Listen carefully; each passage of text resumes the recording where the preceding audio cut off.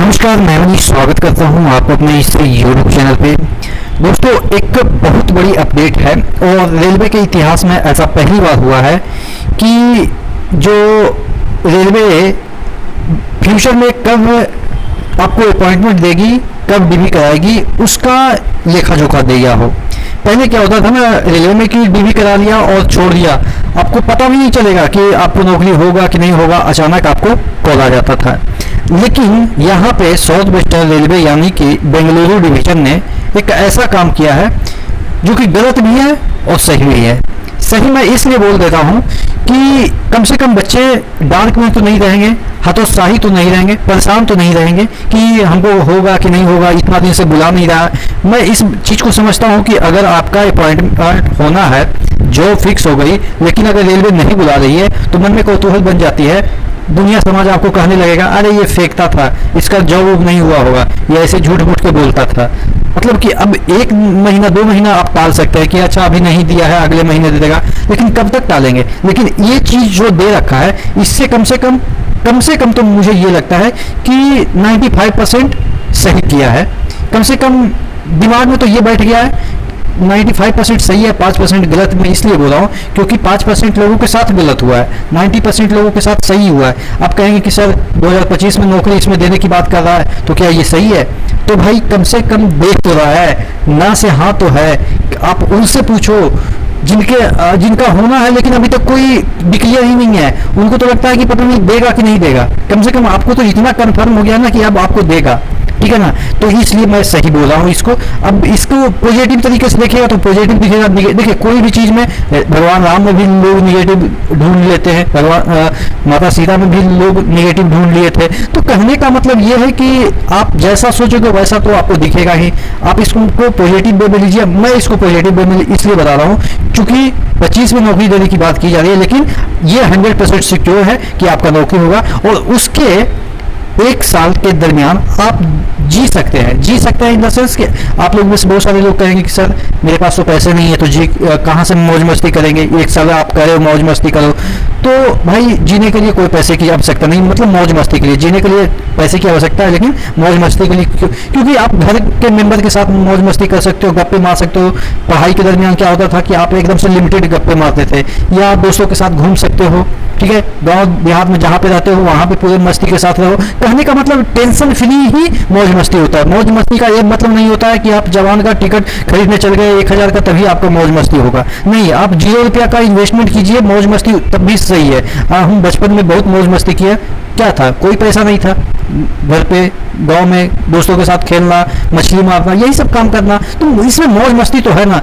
आप सोचेगा कि पैसे से ही मौज मस्ती होगा, तो ये कदापि संभव नहीं है, क्योंकि अगर पैसे से मौज मस्ती संभव होता तो बड़े बड़े जो रईस हैं वो सुसाइड नहीं करते, ठीक है ना। तो कहने का मतलब ये है कि इसमें चलिए मुद्दे पे आ जाते हैं कि इसमें क्या चीज़ें दे रखी है। देखिएगा, tentative schedule for calling RRC candidate for appointment of assistant forestman operating department Bengaluru division. अब इसमें ये दे रखा है कि कब अपॉइंटमेंट होगा, उसका टेंटेटिव डेट दे रखा है। अब यहाँ पे नीचे जाइएगा तो आपको यहाँ पे देखिएगा ये बच्चे जो है, देखिएगा अनिल जो है, इनका पहले नाम है। अब इनका जो बुलावा आएगा वो आपके अक्टूबर 2023 में, ठीक है। फिर कुछ बच्चे यहाँ पे आप देखेंगे तो इनका बुलावा नवंबर 23 में आएगा, ठीक है। 23 नवंबर को नहीं, 2023 की बात कर रहा है, नवंबर कभी भी आ सकता है, ठीक है। उसके बाद यहाँ पे आप देखेंगे 41 नंबर से जो कुछ बच्चे हैं तो इनको दिसंबर 2023 में बुलावा आएगा। उसी तरीके से आप आगे बढ़ते जाइएगा तो हर एक महीने, 1 आध महीना गैप भी है, हर एक महीने कुछ लोगों को बुलाया जा रहा है। और लास्ट आप जाइएगा तो 25 को बुलाया जाएगा, यानी कि जनवरी 2025 में। तो यानी कि अभी भी आपके पास 12 से 13 महीने 14 महीने टाइम है। उस दरमियान आपको मैं 2 ऑप्शन दिया हूँ कि अगर आपको मतलब कि आपके पास जिम्मेदारी नहीं आया है, हमारे जैसे लोग के पास तो बहुत जिम्मेदारी है, बाल बच्चा को पालना पोसना, घर की जिम्मेदारी। लेकिन अगर आप अनमैरिड हैं तो मैं आपको एक चीज़ आपको सजेस्ट करूंगा बड़ा भाई या छोटा भाई होने के नाते, कि आप ज़िंदगी को ऐसा जिए ना एक साल। अगर आप पढ़ाई से डिलेल हो गए तो अब आपको पढ़ाई नहीं करनी है तो एकदम से मस्ती कीजिए, क्योंकि जब जॉब में चले जाइएगा ना तो आप यही एक्सक्यूज मारिएगा कि उतना दूरी पे जॉब है, छुट्टी मिलता नहीं है, एसएससी डांटता है, छुट्टी लेने जाते छुट्टी देता नहीं है, तो कैसे घर जाए, कैसे मस्ती करेंगे। तो ये चीज़ें अभी आपके पास नहीं है, एक साल पूरा ज़िंदगी जीजिए। लेकिन अगर पढ़ाई में अभी लगे हुए हैं, आपको लगता है कि इससे अच्छा पोस्ट पे जा सकते हैं, तो कम किसी ऐसा ही खुशनसीब आप कर सकते हैं, आपके खुशनसीबी आपके द्वार आया है कि आपको ये दे दिया है कि एक साल के बाद आपके हाथ में जॉब है। ये कभी किसी को पता नहीं रहता है, जो तैयारी किसी चीज़ का करता है आपको भी पता होगा कि आपको भी नहीं पता था कि कब हमारा नौकरी होगा। हाँ, इतना कॉन्फिडेंस वाला लड़का कोई कोई मिल जाता है, मतलब कि ज़बरदस्ती बोलने के लिए कि हम तो जानते थे कि हमारा नौकरी होगा, लेकिन जो तैयारी करता है उसको हकीकत पता है कि कितना कंपटीशन है।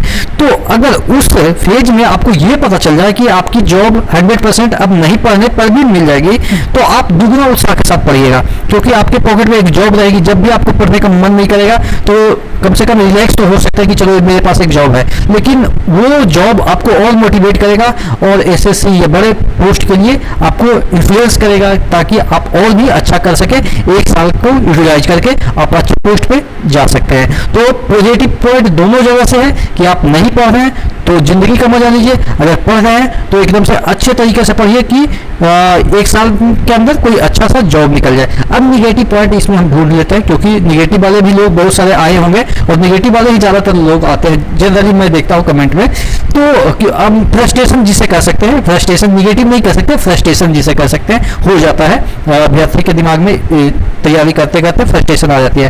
तो 5% मैं इसलिए निगेटिव इसमें ढूंढ रहा हूँ, क्योंकि देखिए बहुत सारे ऐसे होंगे जो कि हमारे एज के होंगे। हमारे एज का मतलब ये हो गया कि बाल बच्चेदार हो गए होंगे, घर की जिम्मेदारियाँ आ गई होगी, तो वो एक एक और एज भी एक्सपायर हो गया होगा। तो एक एक दिन उनके लिए लग रहा होगा कि कैसे एक महीने का दूध आएगा बच्चे का, दवाई कैसे आएगा। तो उनके लिए बहुत बड़ा दिक्कत है कि अब उनको एक साल वेट करना पड़ेगा, और एक साल में कम से कम 30,000 भी एवरेज अगर मान लेते हैं, ऑपरेटिंग डिपार्टमेंट का पोस्ट है तो 35 से कम तो मिलेगा नहीं, ये आप 100% मान के चलो, ठीक है ना।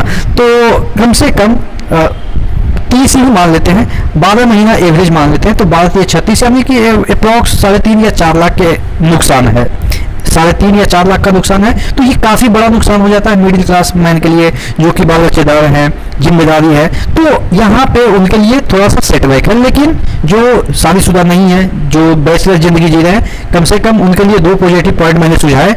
आप जिंदगी जीना चाहते हैं या इससे आगे बढ़ना चाहते हैं, वो आप डिसाइड कर ही लिए होंगे। हो सकता है कि बहुत सारे लोग को लगा होगा कि आप पढ़ाई हमसे होगा नहीं, तो जो बचा है ये 1 साल का गैप है, उसमें मजे ले लो, ठीक है। आशा करते हैं चीज़ें समझ में आई होगी। नेक्स्ट वीडियो मिलता है, तब तक के लिए जय हिंद।